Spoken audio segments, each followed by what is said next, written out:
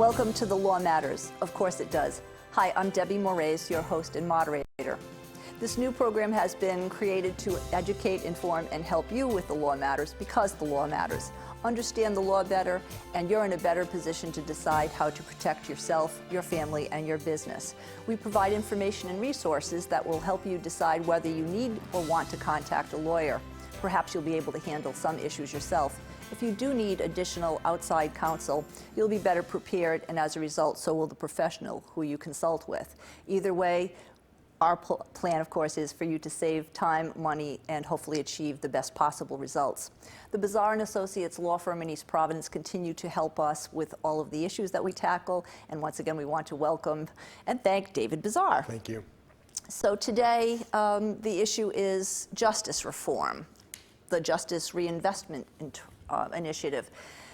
Long debated, quite involved. We'll see if we can distill some of the issues that are involved in both Rhode Island and Mass. Massachusetts lawmakers currently are renewing their push to have comprehensive criminal justice reform. Your Representative Farley Bouvier says this is the term in which we want to get it done. And in Rhode Island, the Rhode Island Justice Initiative, Senator McCaffrey has said this will save money through lower incarceration rates, makes communities safer by making offenders less likely to reoffend, and has the potential to transform lives of individuals who need treatment, not incarceration. This is his quote. You should know that bipartisan support exists for these initiatives both in Rhode Island and Mass, but there's still opposition. The two states focus on different issues, but problems in the system is costly in terms of both money and in lives. So probation, parole, access to treatment to those who are in the criminal justice system who have behavioral health issues, those people who are at high risk, these continue to be issues. And always we have the debate going on about where we draw the line between protecting public and having fewer people incarcerated. So there's so much to cover. So I don't expect anyone to memorize the details of these justice initiatives, the justice reform initiatives, but suffice it to say that they talk initially about reducing, in Rhode Island, reducing the period of probation for many criminal offenses.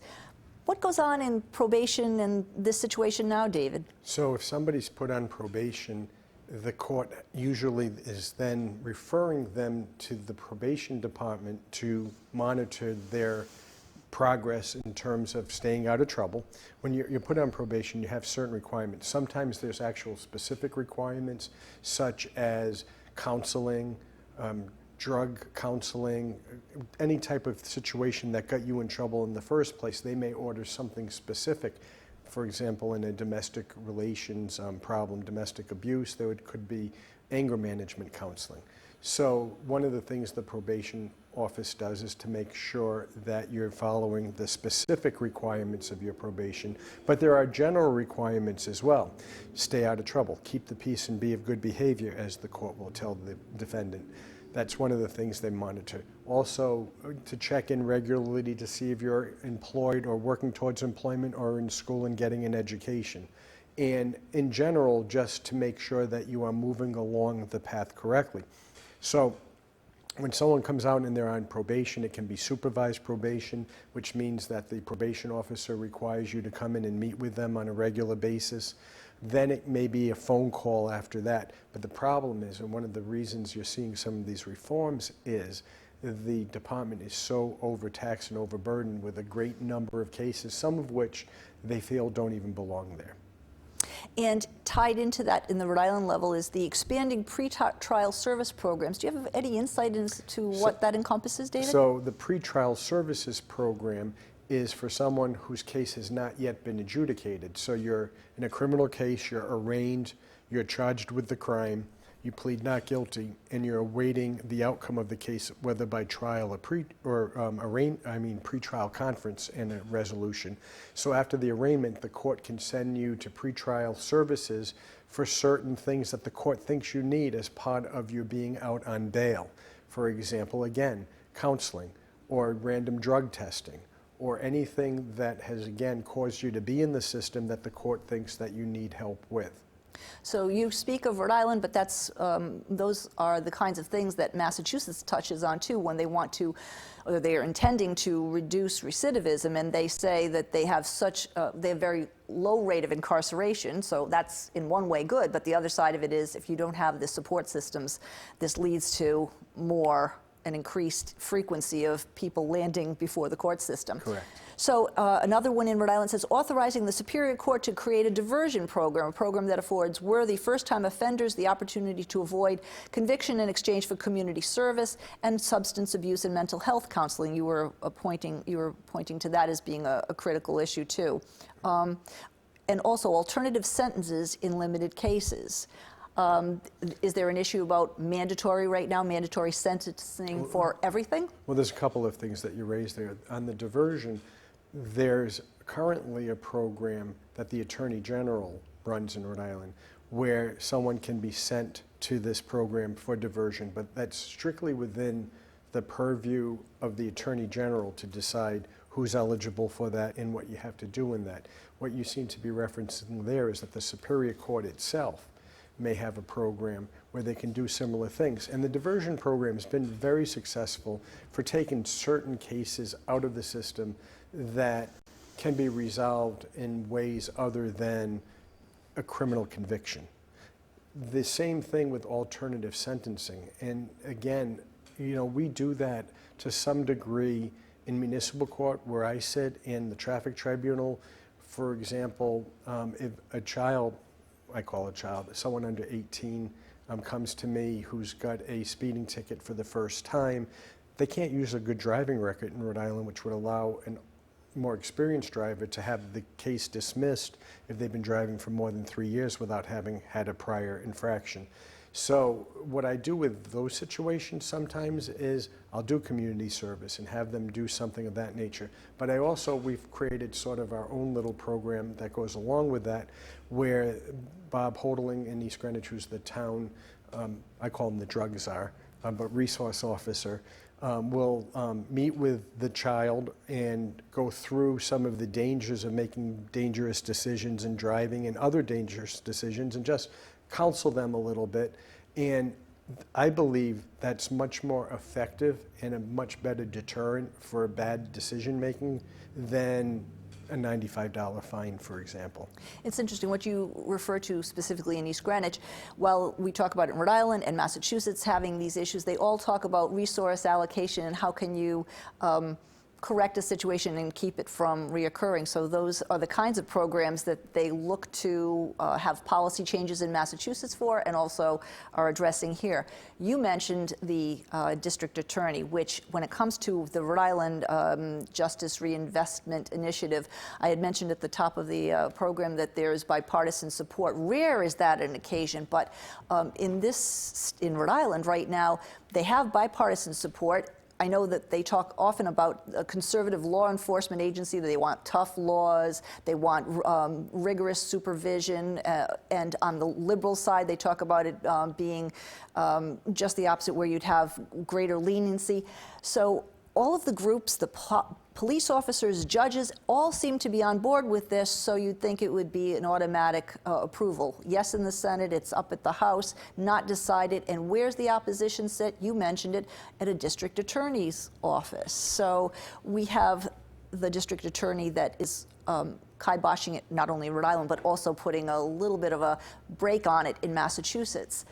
So District Attorney, Massachusetts, Attorney General. Attorney General in Rhode Island. Yeah. But the same kind of issue where it's being opposed or debated more heavily or whatever you want to say about it. But certainly there's some opposition that's pretty strong. So there's the two sides of it, as you say, both the defense side, if you will, which is we want to defend our criminal defendants, and the Attorney General side, I need to prosecute those people for what they did. And where you may get some support is in cases where we're trying to have a resolution that protects the public, maybe provides some sort of punishment.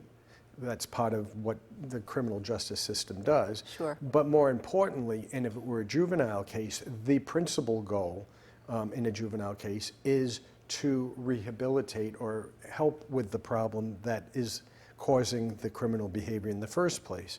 So therein lies the area where an attorney general's office, a public defender's office, people on all sides of the criminal justice system, the judges themselves, would agree that if we can come up with a system that helps rehabilitate this defendant so that they won't commit a crime again, that the problem is resolved, it does both serve the safety of the public in general going forward, much better than locking somebody up, which protects you while they're locked up, but when they get out, recidivism rate, as you say, is very high. So if you can cure the problem instead of just pushing the problem aside, you're all better off, all sides. Again, it sounds so reasonable. One of the points that is brought up on the Rhode Island side of it is that the AG apparently is being questioned as to his concern over the separation of powers. He says that this will be violating this, the separation of powers, or is it really just someone politically having some issues about giving up some control? I don't know that this needs to be a political conversation, but the separation of powers issue, I guess, is the prosecutor has prosecutorial discretion, and what the prosecutor is willing to agree to in resolving a case. It was some people call the plea bargain, so to speak. And if this takes away some of that discretion, then I can understand where the Attorney General would have some concern. But on the other hand, if the legislature in its infinite wisdom says that the court should have a bigger role in determining some alternatives to the punishments that are already in place that they are allowed to mete out, then that is what the prerogative of the legislature is to do. makes sense. I know that they are the House is supposed to vote on it in Rhode Island, and of course many say, let it be heard, let us vote on, let's get this moving.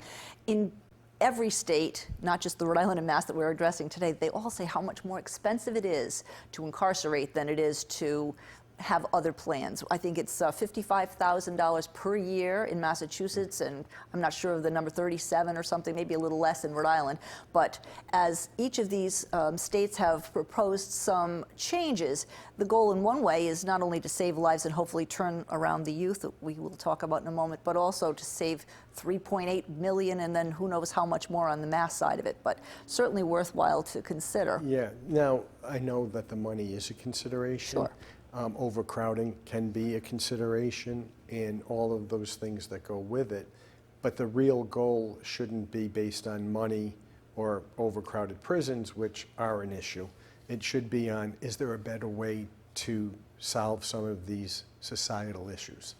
And isn't it really consistent with what you're saying that even the U.S. Supreme Court and American, I guess, Corrections Association, they all had mentioned that it's a better idea to see if you can find a better plan than just simply locking someone up. And in particular, this was addressing the youth. You were talking about that for minors and some of their infractions. So a very critical debate goes on across many states, but Rhode Island and Mass. Now, what do you do with youth? Do you have a mandatory sentencing for them? Should there ever be a life without parole for a minor? Right. So remember, now there's a couple of different factors going on in the issues that are hypothetical as you're raising. The general theory of juvenile justice is rehabilitation and helping somebody straighten out their life so they can have a life. And that's why the juvenile system, generally, if a child is going through that system, there's theoretically no record of any results of what's happened to them. As they become adults, they can move on with their lives. And, you know, locking a child up at the training school is not the first choice in many cases. There are other ways to try to help a child. What you're really then getting into is those cases that are children under 18 who are getting waived out of the juvenile system into the adult system, so superior court cases. In Rhode Island, we had a whole mess of cases that were problematic when they had those cases where I think it was 17 years old automatically going from the juvenile court to the superior court, and then they got away from doing that and they changed the law back, and we had what was called the gap kids who had got caught in between the two laws when it was a Superior Court case and then when it wasn't, and what to do with those cases.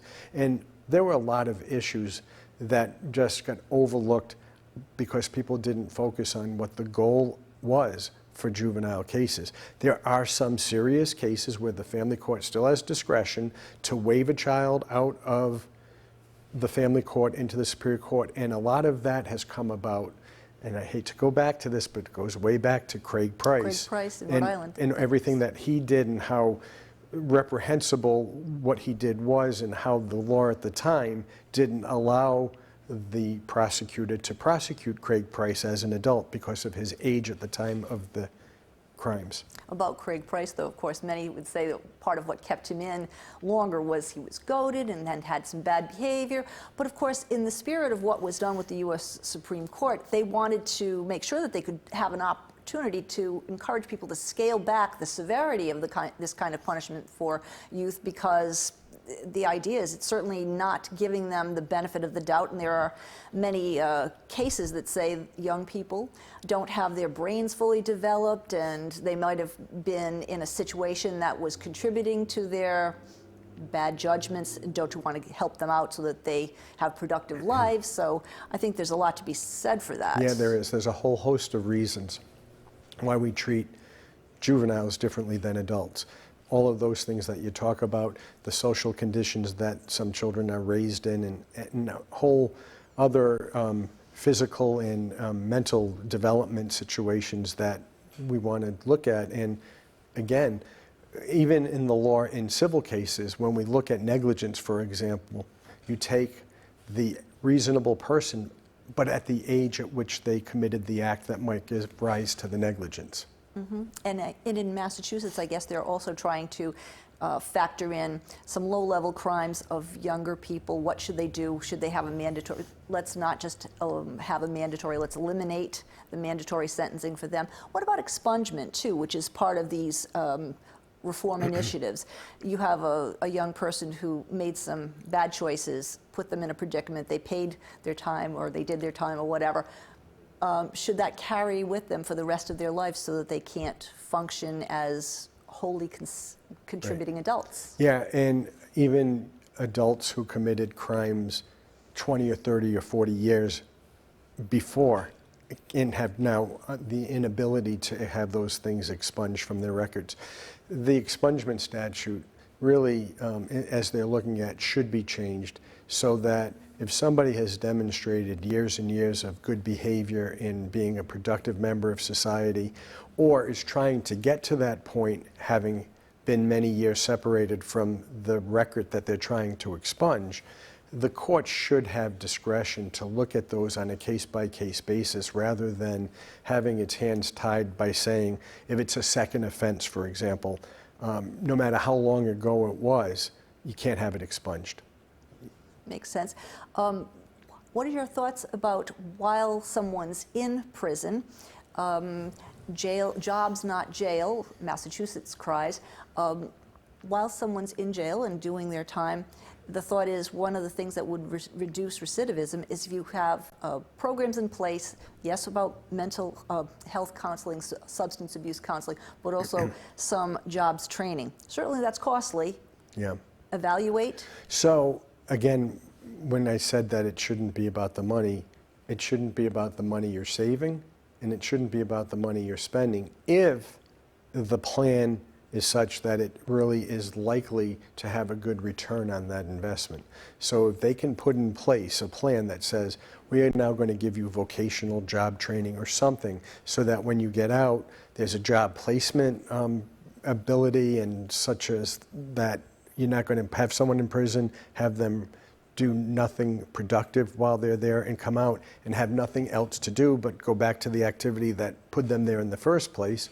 So if you can help make somebody better themselves, and then I think you have to take it a step beyond that, help with sort of job placement or something after they're out so that it's not a waste of time having gotten that vocational training and now you can't get a job because you have a criminal record. There has to be a couple of steps to make that a worthwhile process, but it should be done. And tied to Massachusetts' plan is some supervision once someone is released, whether it was they fully served their time or just on parole. I'm not sure of the nuances of that, but in either case, if you have someone who is attached to you to supervise you, I would imagine that part of that policy would include, just as you're saying, some job help, some guidance to get reoriented and acclimated to the community again.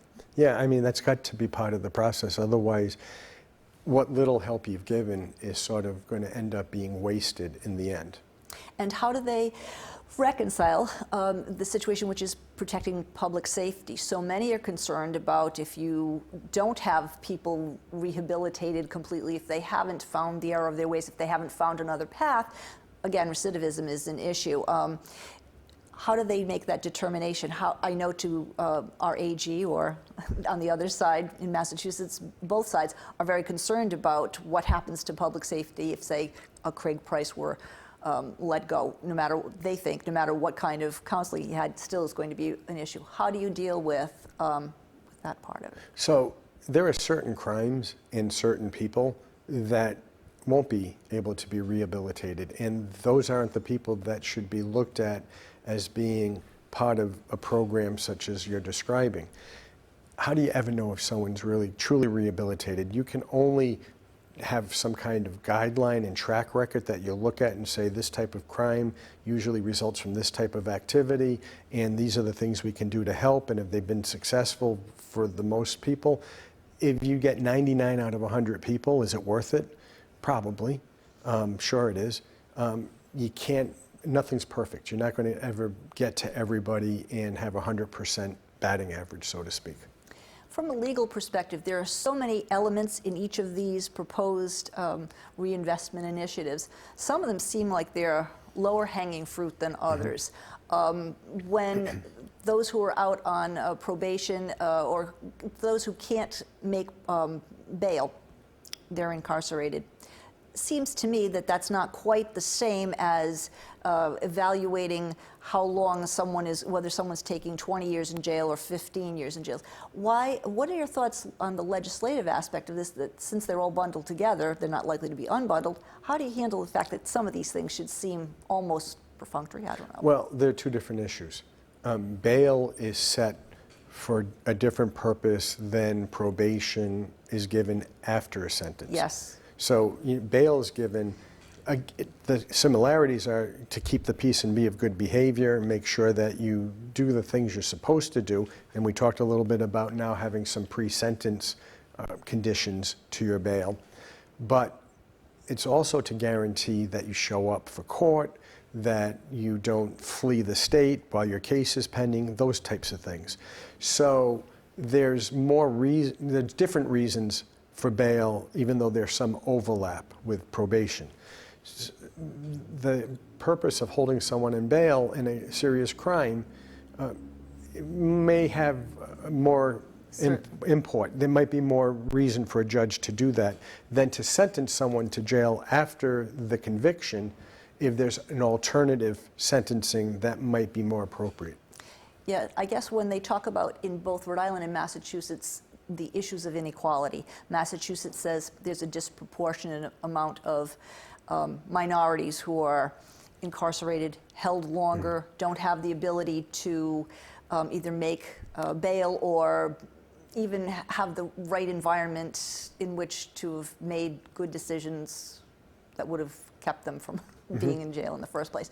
So if there is inequality, both for minorities or those who are, if not indigent, certainly lacking in funds, does it not seem that the justice system should be able to at least address that element, that there's such disparity? Sure, of course it should. And bail, just like sentencing, should be looked at on a case-by-case basis based on the crime, but also the person's connection to society, whether they're employed, have a family, all the types of things that can give a judge some comfort that if I reduce bail so they can afford it, or if I make it personal or cognizant so they don't have to put anything up, that the person's going to return to court and do the things that are required of somebody on bail. Probation officers, very helpful. Are there insufficient number of them? That's what I'm told. My understanding is the reason, some of the reason for some of the reform is that there's not enough probation officers to handle the caseload that they have currently, given the state of the law. And on the staffing issue also, once someone is released, where does that pool of supervisory individuals come from? Is that still part of the ACI if someone has been released? Do you know where that pool comes from? Who oversees the probation department? After someone is released and they are needing some supervisory follow-up, where does that pool come from? I'm not 100% sure, but I think what you're referring to is parole versus probation. So Okay, someone's released yes, on go for that. parole. Does the probation department supervise the parole? I'm not sure about that. And whoever is doing some screening when it comes to the parole, I think there's an issue, at least in Massachusetts, of them trying to invest more money in making sure that those who are making some decisions are well trained. Is the person who's making that decision able to, or well enough informed about someone's mental health situation? Is there a drug issue? Would they know how to detect that, know what to do about it, and how does that impact on everything else that goes forward with their case? Well, that sort of ties into some of the discussion we had about what people will be doing in prison, and are there some other things we can do, such as the vocational training, mental health counseling, and those types of things. So if we do a good job in putting systems into place to help people while they're in prison, it would only make sense that you have to make sure that that gets translated out to a program that follows that person after they're released. And speak to the issue of you being an attorney. You have someone who has committed a crime or is being accused of a crime. When you're building a case for not only what should or shouldn't happen going forward, is it part of what you do? How does that tie into what you do in terms of saying, here's a person who's good standing in the community or doesn't have the ability to be counseled or doesn't have a good enough environment? How does that impact what you do? So obviously the first goal as you get your case is to look at the facts and all of the law that's involved and determine whether or not there's a defense to the charge that's brought against your client. But added on to that is, if we're going to try to enter into a sentence that will help your client, have all the information necessary so that you can qualify for whatever comes up. That's helpful. We've certainly covered many of these issues on both sides, Rhode Island and Mass. There is much to watch for. We hope that this has addressed a few issues for you, that you will continue to stay tuned and pay attention to the legislative activity in your states. And we hope you continue to stay tuned to the law matters, because the law matters to you. Thank you for tuning in.